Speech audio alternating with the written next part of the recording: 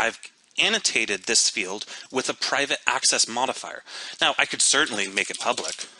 Now, that's legal C#, but it isn't very good design because we're breaking the principle of encapsulation. We're really getting away from the core of object-oriented programming by allowing others to mutate this data.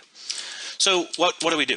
Well, the first thing that could come to mind would be doing what we would do in a language that doesn't support properties, such as C++.